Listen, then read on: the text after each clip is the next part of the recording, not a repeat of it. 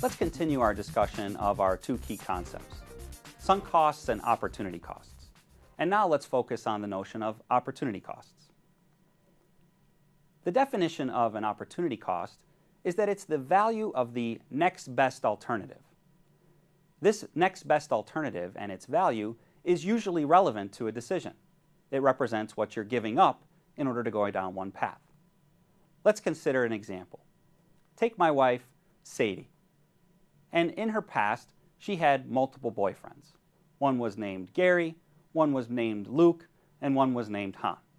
Now, I've changed the names to protect the innocent. My wife's name is actually Gina.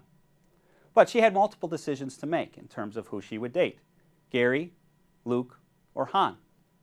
And Gary just has a lot of benefits about him. He's an all-around wonderful person.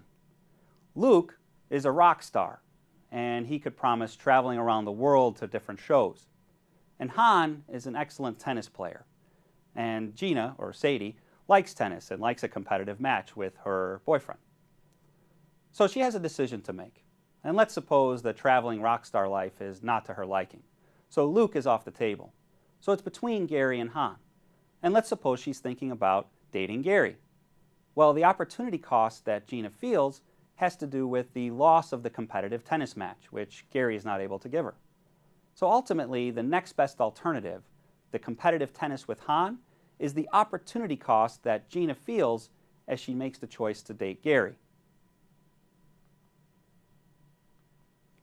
So opportunity costs are actually quite a complex issue. First of all, it's difficult to identify the opportunity costs and where they're coming from.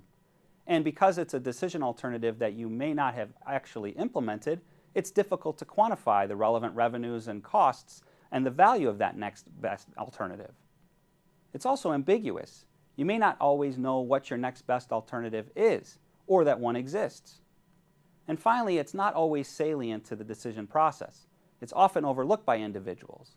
In fact, if we return back to our business setting, the information that's included on a financial statement does not include opportunity costs.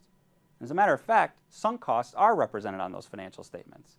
So it's somewhat ironic that irrelevant information is included in common accounting information, and relevant information, such as opportunity cost, is often excluded.